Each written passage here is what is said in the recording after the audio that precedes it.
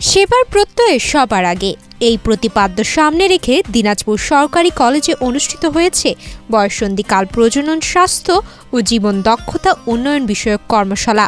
দিনাজপুর সরকারি কলেজ অডিটোরিয়ামে বন্যী শিক্ষা ও গ্রিন ভয়েস দিনাজপুর সরকারি কলেজ শাখার যৌথ আয়োজনে দিনব্যাপী এই কর্মশালা অনুষ্ঠিত হয়। জীবন দক্ষতা যদি আমি জানতে পারি, জীবনের দক্ষতাকে যদি উন্নয়ন করতে পারি, তাহলে আমি আমার প্রজনন স্বাস্থ্যকে উন্নয়ন করতে পারবো।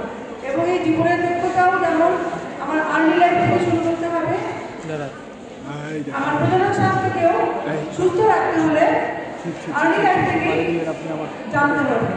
অনুষ্ঠানে প্রধান অতিথি ছিলেন দিনাজপুর সরকারি কলেজের ভারপ্রাপ্ত অধ্যাপক প্রফেসর মোহাম্মদ জিয়াউল হাসান।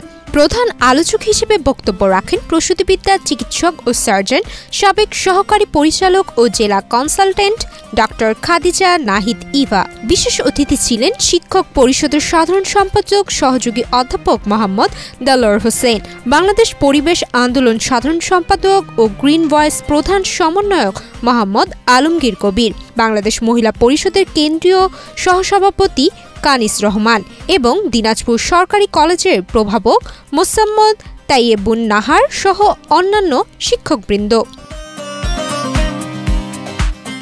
অনুষ্ঠানে গ্রিন ভয়েস ও বন্যী শিক্ষা শাখার সদস্যদের পাশাপাশি বিভিন্ন বিভাগের অসংখ্য নারী শিক্ষার্থী অংশ নেন। স্বাগত বক্তব্য রাখেন গ্রিন ভয়েস দিনাজপুর সরকারি কলেজ শাখার সভাপতি ফারহান ইসলাম এবং উপস্থাপনায় ছিলেন সাইমা স্বর্ণা। বক্তারা বলেন, বয়ঃসন্ধিকালীন স্বাস্থ্য সচেতনতা শুধু ব্যক্তিগত সুরক্ষা নয়, বরং ভবিষ্যৎ প্রজন্মের সুস্থতা ও নিরাপত্তার সঙ্গে সরাসরি যুক্ত। এ ধরনের কর্মশালা নারীদের আত্মবিশ্বাস, সিদ্ধান্ত গ্রহণ ক্ষমতা, সামাজিক অংশগ্রহণ ও কর্মজীবনে অবস্থান আরও শক্তিশালী করে।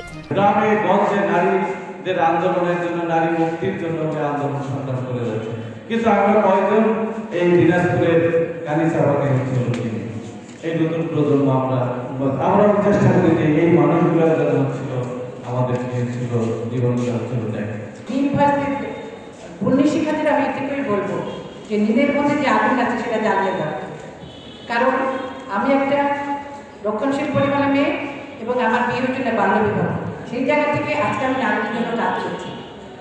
কারণ আমার উদ্দেশ্য ছিল আর আমার আদর্শ ছিল বেগম রোকেয়া, সুফিয়া কামাল, ইলা মিত্র, জাহানারা ইমাম, যারা সারা জীবন দিয়ে গেছে মানুষের জন্য, মানুষকে নারী হিসাবে না মানুষ হিসেবে বাঁচার জন্য।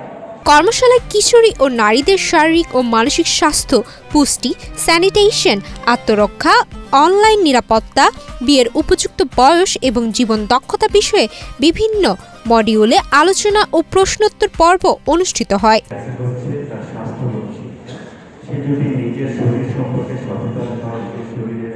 যে সময় ভিত্তিক যে পরিবর্তনগুলো হয় সে সম্পর্কে সচেতন হয়, তবে আমরা এগিয়ে যাওয়াটা আরেক অনেক বেশি সহজ হয়।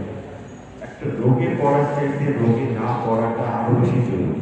বক্তারা আরও বলেন, বন্যী শিক্ষা ও গ্রিন ভয়েস দিনাজপুরের নারী উন্নয়ন, নিরাপদ পরিবেশ সৃষ্টি এবং মানবিক সেবামূলক কার্যক্রমে গুরুত্বপূর্ণ ভূমিকা রাখছে। গ্রিন ভয়েস এবং বন্যী শিক্ষার সদস্যবৃন্দ, মিডিয়ার সাংবাদিকবৃন্দ, সবাইকে